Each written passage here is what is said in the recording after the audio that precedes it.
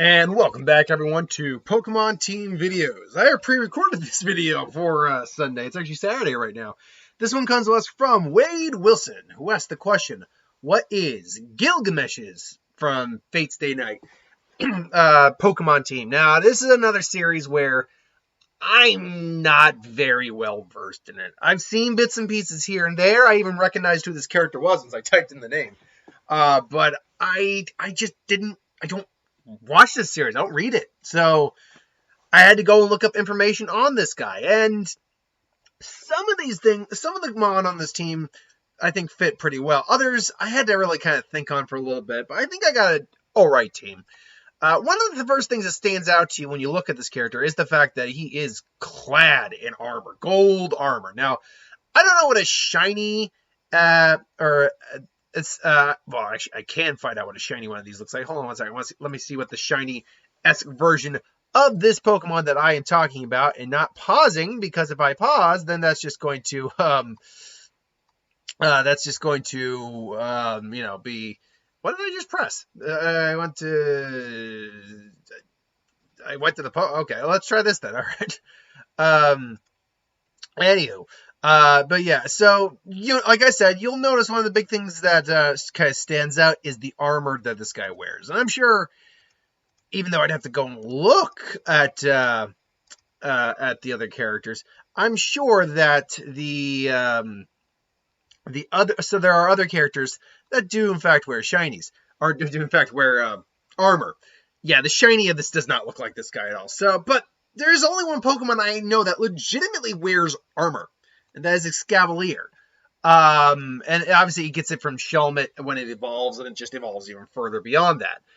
Now, unfortunately, that's really the only tie I have for this guy, and truth be told, he was the 6th member of the team I put on here, and it was really just for the aesthetic appeal. You could, I guess, alter the shiny to make it look gold, but that's really the only reason here. And he's not a Lancer or a close combat kind of individual, no. His designation as a fighter is actually Archer. Now, luckily, we do have one Archer Pokemon, and that is Decidueye. Instead, he takes the phantasms of other individuals and basically turns them into the strongest arrows there are. So, I mean, yeah, put a Decidueye Z Crystal on this guy, and there you go. There's your Archer right there, because it's the only Archer we really have. Even, spoilers, if you're not aware of this, though everyone's pretty much, I think everyone who's waiting for a Legend Arceus probably knows this already, that even the Hisuian version of Decidueye, while it takes more inspiration from a Samurai, it actually is still looks like it's still technically an Archer. The typing just changes. So yeah, there's that. After that, though, I'm looking at this guy's profile. I'm like, okay, what's one of the things that really stands out to me? And one of the things that stands out to me is that he is a purveyor of treasure. And all the treasures in the world. Like, he just wants to collect and look at and be like, I like my shiny, or I like all these beautiful things that I have. So I'm thinking, okay, is there any Pokemon that covets and hoards treasure like that? And I had to think on that. And really, I mean, Meowth has payday, so it can actually make money. But the more I thought on that, I'm like, there really isn't a hoarding type Pokemon like that. To the best of my knowledge, there isn't. There might be Pokemon that are a little greedier than others, but a Pokemon that actually, like, hoards treasures, money, whatever, no, I don't think we have something like that. So, get on that, Gen 9. So I'm like, okay, let me think about it this way. Is there a particular Pokemon who could act as the treasure? Who could be the thing that he covets more than it covets and just loves to have and show off. It's like, this is mine, you can't have it. And in that regard, I'm like, yeah, Deontay. Deontay's also royalty, which fits into the whole idea that he is a king. He sees himself as the only king. But Deontay, I mean, it has that big F-off crystal on its head. Now you may be asking, why not Mega Deontay? Well, I considered Mega Deontay. And this picture, I mean, admittedly, isn't the brightest quality. I just went with the first one I could find, and there you go. You can still see that. You know it's Deontay. I'll enlarge it a little bit for now. Yeah, there's Deontay. But you may be asking, why not Mega Deontay as well? I mean, that thing is covered in crystal and still has the giant diamond on its head and all that. And, like I said, I considered that. I did. Until I realized, based on this guy's personality, that besides one person that he considered an equal, he does not bond or have friends with anyone. He is that narcissistic, egomaniacal, dictator, ruler, just because that he could not form a bond with a Pokemon in that vein. So he could not form that kind of bond to Mega Evolve a Pokemon. Because in lore, you need to bond with your Pokemon. And not just Mega Evolution. You need to actually be you need to really be bonded with your Pokemon. So the Deontay represents that whole love of treasure. Then we have this guy right here coming up, who basically represents the fact that he considers himself king among kings. And Calyrex is the High King Pokemon. It makes sense that this would be this would be a Pokemon on his team. A Pokemon that is considered the High King Pokemon. He considers pretty much himself the only true king. Yeah, it makes complete sense that he would have a Pokemon like this. In fact, he'd probably covet this Pokemon as well, being like, oh, the High King Pokemon belongs only to the king who sits on high. Something like that. So that would make sense for him, definitely. The last two, I had to think on for a little bit, but one of them kind of goes towards his ability to command armies.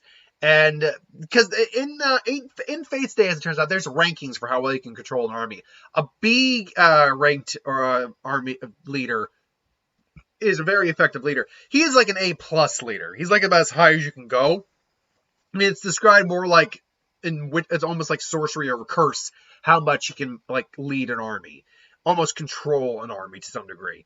And I felt Malamar was a good fit. Now, Malamar's a good fit for that reason because it is a very powerful psychic type, but also for the fact that this is a Pokemon, take the dark type being known as the evil type out of the equation, is actually a Pokemon in-game, in, American lore, like in our translations, that is actually stated to be evil. And this, I think, would be a perfect Pokemon for him, like manipulation, control, all that. That's well up his alley. So that would definitely be a Pokemon I think he would have.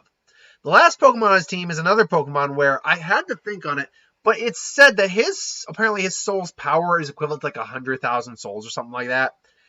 And I thought about that statement. I'm like, well, there is a Pokemon that is pretty much just like a combination of God knows how many souls. It's like a Spiritomb. Spiritomb, another Pokemon that's generally kind of wicked and evil to some degree. But it's a Pokemon that is a composite of over, I believe, 104 souls, I believe, goes into Spiritomb, if I'm not mistaken. Let me get the confirmation on that. Let's see here. Spiritomb. A Pokemon I have never actually used in game, only because of how freaking hard it is to, so I actually only just filled out my Pokedex on Brilliant Diamond.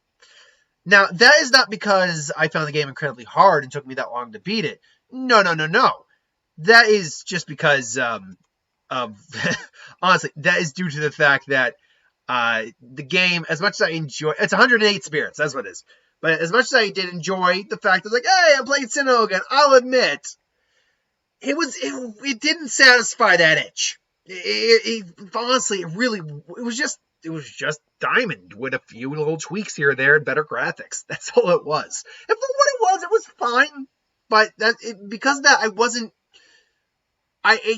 like, I need to finish this as quick as possible, beat the Elite Four, all that. No, I took my time and just put it down there would be times I wouldn't play it for days. But in the original Diamond and Pearl, you actually had to talk to other people in the underground that were on the internet and stuff like that. And no, that's dumb. I get the whole interacting with other players. That's kind of like the point of Pokemon to some degree. Get involved. But that's what trade evolution is all about. But I think, there's a reveal of something. I'm going to say what it is, but there's a reveal of something in Legends Arceus that kind of illustrates why it was stupid. It's